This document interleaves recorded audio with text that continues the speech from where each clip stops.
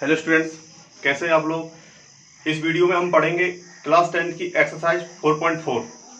तो exercise start करने से पहले मैं आपको बता दूं कि आप पहली बार वीडियो पे आए हैं तो सबसे पहले भाई चैनल को सब्सक्राइब कर लें और बेल आइकन को जरूर दबा दें ताकि हमारा हर एक नोटिफिकेशन आपके पास पहुंच जाएगा।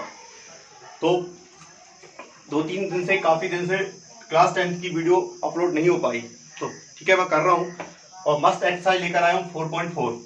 बड़ी बेहतर एक्सरसाइज है।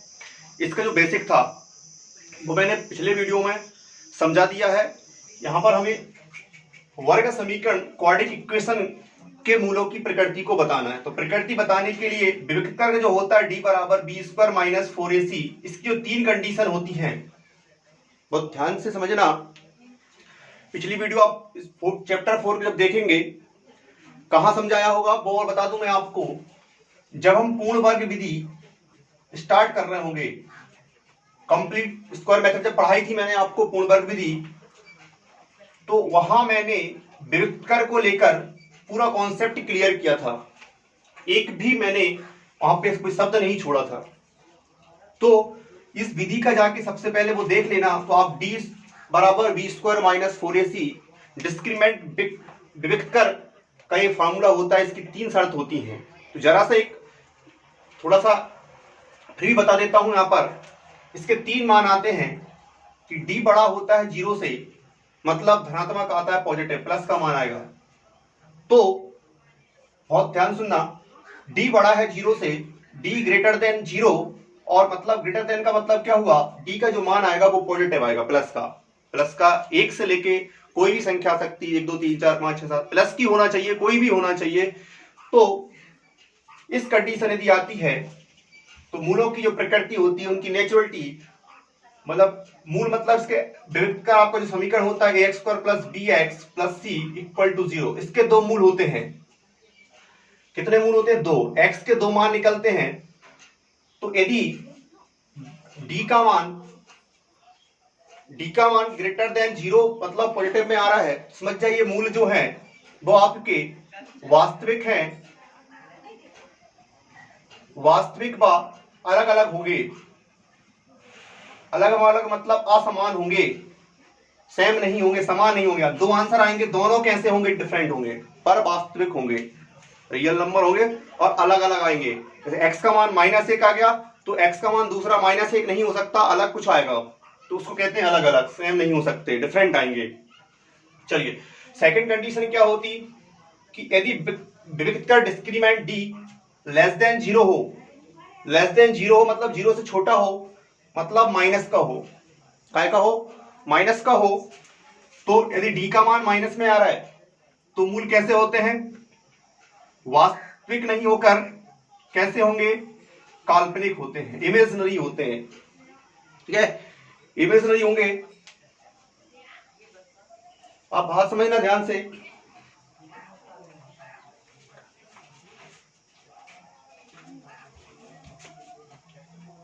चलिए देखते हैं। अब थर्ड कंडीशन आती है, d यदि 0 हो जाए, d का मान केवल 0 ही आ जाए, d इक्वल टू क्या हो जाए? 0 हो जाए, तो वर्ग समीकरण के जो क्वाड्रेटिक इक्वेशन के जो रूट होते हैं, मूल होते हैं, वो कैसे होते हैं? समान होते हैं। समान के साथ साथ वास्तविक तो रहेंगे। वास्तविक वह कैसे होते हैं? समान, इक्वल आते हैं। x का मान 1 आया तो दूसरा बार भी 1 ही आएगा, ऐसे समान होंगे, सेम होंगे दोनों। तब जब d इज इक्वल टू 0 हो, तो इसके मूल कैसे होते हैं? बराबर होते हैं। ये भी पूछ लेता है।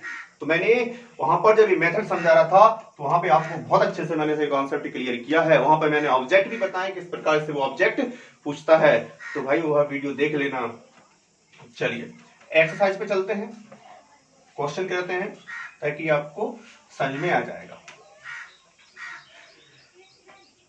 जैसे पहला क्वेश्चन की थ्योरी है वो ये कह रहा है, समीकरणों के मूलों की प्रकृति ज्ञात कीजिए। यदि मूलों का अस्तित्व है तो उन्हें ज्ञात भी करना है। यदि मूलों का अस्तित्व है, काल्पनिक पे है तो नहीं करना, काल्पनिक यदि आ गया तो वहीं छोड़ देना। बाकी असमान और समान कंडीशन लगती तो उसे हल भी करना है, वो हमसे कह रहा है।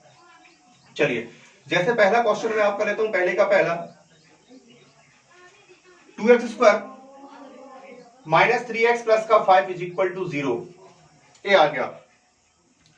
तो इसके मूलों की प्रकृति बताना है। तो सबसे पहले तो आपको इक्वेशन फर्स्ट की समीकरण 1 की तुलना करना है आपको। ax² plus bx plus c equal to 0 से कंपेयर करना है, इससे इसकी तुलना करना है। a का मान कितना आएगा, b का मान कितना आएगा 3, c का मान कितना 5। क्योंकि d का मान निकालना, d बराबर क्या होता है b² माइनस 4ac होता है। d बराबर b का मान रख दो 3 का वर्ग माइनस 4, a का मान 2, c का मान 5। d बराबर 3 का वर्ग कितना आएगा 9, 3 का वर्ग कितना आएगा 9, 4 दूनी 8 और 8 पंच कितना हो जाएगा 40। 40 में से 9 के कितने बचेंगे 31, वो भी काय के माइनस के। भाई अब भी जस्ट मैंने कंडीशन बताई है कि d यदि लेस देन 0 हो जाए मतलब माइनस का मान आ जाए, तो d का जो मान है वो काय में है, माइनस में आ गया। तो क्या कह दो यहां पर, क्योंकि d लेस देन 0 है, लेस देन क्या है d छोटा है 0 से, अर्थात अतः वर्ग समीकरण के मूलों की प्रकृति, वर्ग समीकरण के मूल काल्पनिक हैं, अर्थात अर्थात मूलों का अस्तित्व नहीं है, मूलों का अस्तित्व नहीं है। इस कंडीशन में हमें मूल, यदि d का मान माइनस में आता, सिंपल सा याद रखिए, d का मान यदि माइनस में आ गया तो बेटा वहां पे तुम्हें हल नहीं करना, और क्या लिखना है कि मूल कैसे हैं, काल्पनिक है और उसका अस्तित्व नहीं है। d का मान माइनस में है, d का मान यदि प्लस में आता है तो हम मूल ज्ञात करेंगे, और d का मान यदि प्लस में आ गया मतलब धनात्मक संख्या यदि आ गई है, पॉजिटिव नंबर यदि आ गया है, तो हम लिख देंगे कि मूल जो है वो कैसे हैं, वास्तविक होंगे और असमान होंगे। और केवल d का मान शून्य मिलता, हो सकता है कहीं d का मान शून्य मिले, देखते हैं, स्क्रीनशॉट लो और नोट डाउन करो। चलिए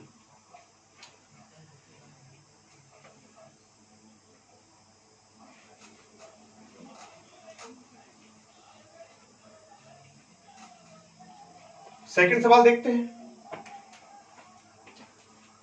क्या 3x² माइनस का 4√3x प्लस का 4 इज इक्वल टू 0, तो बताना है कि इसके मूलों की प्रकृति, और यदि अस्तित्व है तो हल करना, नहीं तो कोई बात ही नहीं। चलिए वो लिख दिया है, थ्योरी मैंने मिटाई नहीं है, लिखा रखा है। समीकरण 1 की तुलना x² plus bx plus c equal to 0 से करने पर x की घात 2 के सामने जो है वो a का मान है कितना 3, x का जो गुणांक है वो कितना है, b का मान है -4 करनी 3, c का मान कितना 4, d बराबर b² माइनस 4ac, d को विविक्त कर कहते हैं, डिस्क्रीमेंट बार बार कह रहा हूं, d b का घात कितना -4 करनी 3 पूरे का होल स्क्वायर -4ac, a का मान 3, c का मान 4।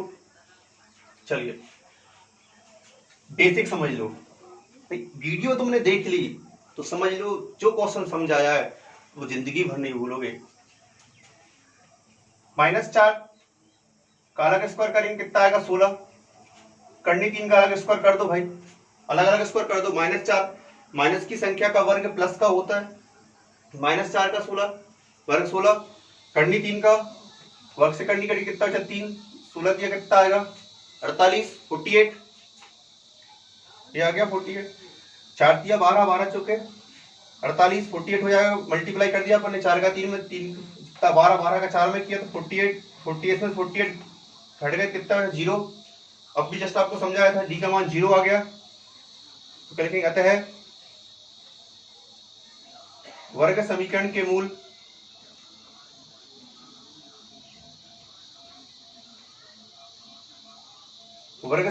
मूल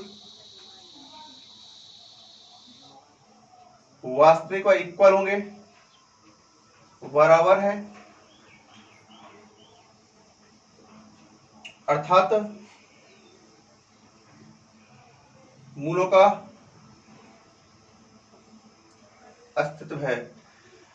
और अस्तित्व है तो इसे हल करना है। हल करने के लिए मैंने आपको तीन प्रकार की विधियां बता दी। पूर्ण वर्ग विधि, एक सूत्र विधि, सीधाचार का सूत्र और एक गुणनखंड विधि। तो उन विधियों का प्रयोग करके आप इनको हल कर सकते हो किसी मेथड लगा के। एक क्वेश्चन कहीं ना कहीं अपन ने सॉल्व किया होगा, किसी भी तरीके से आप सॉल्व करना चाहो, आप फ्री हो उस तरीके से आप इनको आगे आके सॉल्व कर लेना। गुणनखंड विधि चाहो तो गुणनखंड से कर लेना, कोई दिक्कत नहीं है। गुणनखंड से कैसे करोगे? 4 का 3 में गुणा करोगे, 4 दिया 12।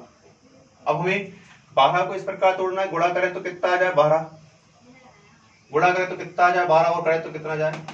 तो सिंपल सा 2 करनी 3 और 2 करनी 3, संख्या बता दे रहा हूं भाई। 2 का 2 में 4 और करनी 3 का 3 में 3, 4 दिया कितना होगा? 4 का 3 में क्या कितना 12 आ रहा है।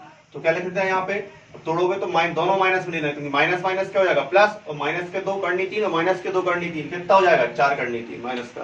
तो ये संख्या तोड़ोगे। हिंट दे दी मैंने आपको करना है। क्वेश्चन हो जाए तो बिल्कुल कमेंट करना, कमेंट बॉक्स में कि सर हो गया है ना। मजा आता है, क्वेश्चन थोड़ा करके देखिएगा, नहीं बने तो बिल्कुल पूछो भाई। चलिए इसका थर्ड और देखते हैं। फर्स्ट का सेकंड क्वेश्चन था ये। सीक्वेंस से पढ़ोगे, रोज पढ़ोगे तो भाई मजा आएगा, है ना। चलो इसका थर्ड वाला और देख लेते हैं। फर्स्ट का थर्ड, 2x² -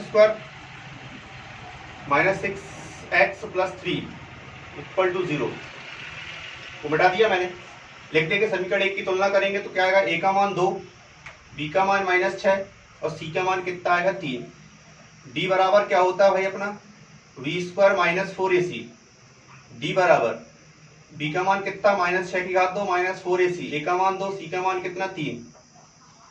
रख दिया अपन ने फटाफट। 6 का वर्ग कितना आएगा 36, 4 का करेंगे 2 में 8, 8 का 3 में करेंगे 24, 36 में से 24 का कितना बचेगा भाई 12, जो कि कैसा आ गया, d बड़ा है 0 से मतलब धनात्मक आ गया। क्योंकि तो क्या हो जाएगा, आता है वर्ग समीकरण के मूल, वर्ग समीकरण के मूल वास्तविक व असमान है, अर्थात मूलों का अस्तित्व है। मूलों क्या है, अस्तित्व है। तो अस्तित्व है तो हमारा क्वेश्चन कहता है कि यदि अस्तित्व है तो इसे मूलों को ज्ञात करना, आखिर मूल कौन कौन से हैं। तो इतना करने के बाद फिर से इसको 2x की घात 2 -6x + 3 = 0। यहां इसको लिखने के बाद शुरू हो जाओ गुणनखंड विधि से। हो रहा है कि नहीं पता कर लेना। गुणनखंड विधि 2 3 दूनी 6, 3 दूनी 6। अब 6 को 6 इस प्रकार तोड़ना है, गुणा करें तो 6 जाए, तो कैसे लाओगे, 5 एकम 5 नहीं सकता, 2 3 6 होता है, 3 2 5 होते हैं। तो इसको करना आपको सूत्र विधि से। कैसे करना है इसको,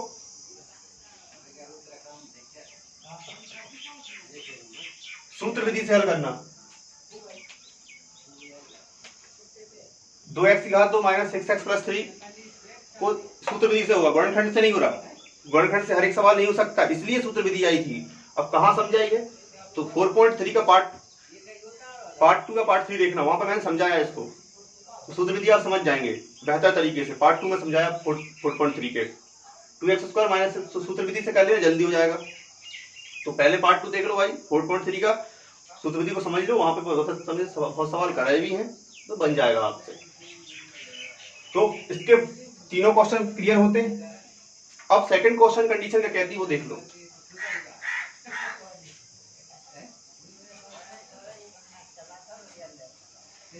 सेकंड क्वेश्चन कह रहा है द्विघात समीकरण में k का एक ऐसा मान ज्ञात करना जिसके लिए निकाय के मूल कैसे हो, जो वर्ग समीकरण उसके मूल कैसे हो बराबर हो। k का मान ज्ञात करना है। देखो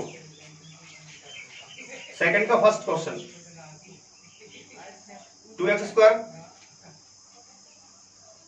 + kx + 3 = 0। वो लिखेंगे समीकरण 1 की तुलना ax² + bx + c = 0 से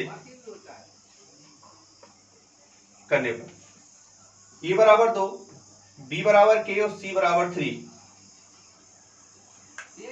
हमें जो के आया है, इस के का एक ऐसा मान बताना है जिसके लिए मूल कैसे हो, बराबर हो। कैसे हो? मूल बराबर हो। क्योंकि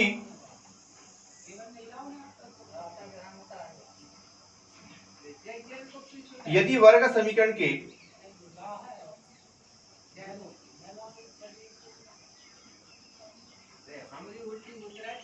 मूल बराबर है तो डी का मान क्या होता है? एक कंडीशन लगेगी। उसने कहा के का एक ऐसा मान बताओ जिसके लिए इस समीकरण के मूल कैसे हो जाए, बराबर। तो हम मान के चल रहे हैं इसके मूल कैसे हैं, बराबर है। तो आपको लिखना होगा यदि वर्ग समीकरण के मूल बराबर हैं तो डी बराबर क्या होगा। तो डी का मान मैंने कंडीशन बताई कि उसमें लास्ट वाली कंडीशन देखना आप, यदि वर्ग समीकरण के मूल बराबर है तो डी का मान 0 आता है। तो डी का मान जब 0 है तो डी बराबर क्या, सूत्र क्या होता है, बी स्क्वायर माइनस 4ac। तो 0 होता है, डी का मान है, डी मतलब विविक्त कर, और विविक्त कर का सूत्र क्या होता है, बी स्क्वायर माइनस 4ac। ठीक है, ये तो विविक्त कर होता है, इसका सूत्र होता है B square minus 4ac। B का मान रख दो यहाँ पे, ए का स्क्वायर 4, ए का मान 2, सी का मान 3 इक्वल टू 0, के स्क्वायर 4 दूनी 8 और 3 24। पक्षांतर कर दो भाई, के स्क्वायर बराबर वर्ग घटा दो, करनी लग जाएगी। चलो 24 के गुणनखंड कर लो भाई, 2 दूनी 4, 4 दूनी 8, 8 3 24। वर्ग लगा करनी, करनी पे कोई घात नहीं है इसका, तो करनी घात कितनी मानते, 2। समान 2 अंकों का एक जोड़ा, 2 बाहर आएगा, करनी के अंदर कौन बचा, 2 और 3 बचा, कितना आएगा, तो करनी इसका आंसर आ गया भाई। चला। तो के का मान यदि आप यहाँ पे के बराबर 2 करनी 6 रख दोगे और उसके बाद डी निकालोगे तो विकर्ण का मान 0 आएगा। केवल इस समीकरण के लिए के का मान 2 करनी 6 है, इसके अलावा कुछ और रख दोगे तो वर्ग समीकरण के मूल बराबर नहीं होंगे।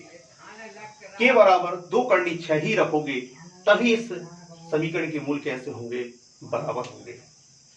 तो समझ में आ गया होगा, बिल्कुल कोई दिक्कत नहीं। कंपेयर करो ए बी सी, उनने कहा था मूल बराबर हो तो के का मान ज्ञात करो, तो हमने मान लिया यदि मूल बराबर है तो डी का क्या होता है, कंडीशन तो फॉलो करना पड़ेगा। तो वेक्टर क्या होता है, डी का मान 0 आता है, डी बराबर 0, B square minus 4ac D का मान है, 0 लेके चलना है, यहाँ पे ध्यान रखना, क्योंकि मूल बराबर करने के लिए ऐसा के का मान बताना, तो मूल बराबर लेके चलना आता है, डी बराबर 0 लेके चलना। B square minus 4ac, B का मान रखा के स्क्वायर, ए का मान 2 और सी का मान थोड़ा किया 24, 24 का पक्षांतर बढ़ घटाया, करनी लग गई, करनी लगी तो 24 से गुणनखंड किए, 2 2 2 3, 2 दूनी 4, 4 दूनी 8, 8 3 24। करनी पे कोई घात नहीं है, यहाँ पे 2 की घात मानते हैं, खाली करनी पे 2 की घात मानते हैं, अंदर इसका मतलब समान 2 अंकों का जोड़ा बनेगा, 2 नंबर से जोड़ा बनाएंगे, पेयर बनाएंगे, 2 का एक अंक बाहर आएगा, मतलब जोड़ा खत्म, अंदर 2 खत्म हो जाएगा, 2 और 3 बचे, 2 दिया 6, तो करनी 6। इसी का सेकंड क्वेश्चन है, तो भाई आप बिल्कुल बनेगा, करना इसको। चलिए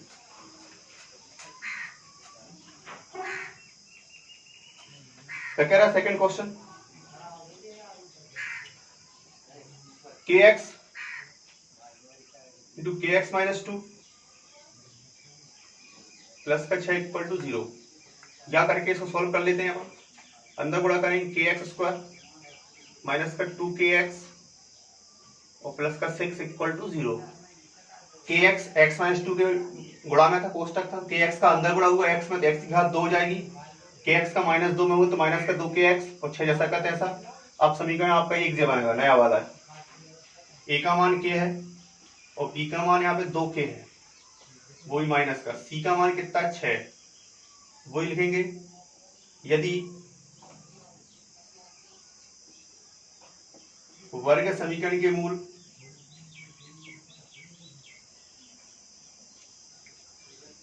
बराबर है तो क्या आएगा भाई, डी बराबर क्या होता है 0, डी बराबर 0 मतलब B square minus 4ac equal to 0, B square minus 2 का स्क्वायर माइनस 4ac, 4a का मान k, c का मान 6 इक्वल टू 0, माइनस की संख्या का वर्ग प्लस 2 का वर्ग 4, k का वर्ग 4 छिंग कितना आएगा 24 के इक्वल टू कितना आएगा 0। यहाँ से 4 के कॉमन आ रहा है, 4 के कॉमन ले लेंगे कितना बचेगा k माइनस k गया, 4 छिंग 24, k चला गया तो हट जाएगा k यहाँ से। प्रत्येक को अपन 0 के बराबर लिख लेंगे, k माइनस 6 इक्वल टू 0, वर्णखंड जैसा 4 चल जाएगा 0 में, k का मान कितना है 0, और यहाँ पे आपको क्या मिल जाएगा ये k बराबर 6। तो यहाँ पे अतः k बराबर 0 का 6 है, k के मान कितने आ गए 2, 0 और 6 पे इसका क्या होगा, यदि आप k बराबर 0 रख देते हो तो समीकरण का मान d का मान क्या हो जाएगा 0 हो जाएगा। सिंपल सी बात है, यहाँ भी k है यहाँ भी k है, तो k का मान 0 रखोगे दोनों का क्या हो जाएगा 0 हो जाएगा, और उसके बाद 6 रखोगे तो यहाँ पे भी आप 0 रखोगे तो दोनों पक्ष में 6 रखोगे दोनों पक्ष में क्या मिल जाएगा आपको 0 मिल जाएगा। तो यहाँ पे दो मान के लिए k के दो मान है, 0 बराबर k बराबर 0 पर भी इसके मूल कैसे होते हैं बराबर होते हैं, और 6 पर भी कैसे होते हैं बराबर होते हैं। तो k बराबर 0 k बराबर 6 दोनों इसके आंसर कैसे सही है। इस क्वेश्चन के साथ आपकी एक्सरसाइज खत्म। अब हम नेक्स्ट वीडियो में मिलेंगे नेक्स्ट चैप्टर के साथ, इसी के साथ आपका चैप्टर भी खत्म और एक्सरसाइज भी खत्म। तो इसके जितने वीडियो डले हैं अध्याय 4 के चैप्टर 4 के पूरे वीडियो देख लो, अच्छे से नोट्स बना लो ताकि आपको 1% की प्रॉब्लम ना जाए। नेक्स्ट वीडियो मिलेंगे नेक्स्ट चैप्टर के साथ, तब तक के लिए bye bye, best of luck for preparation.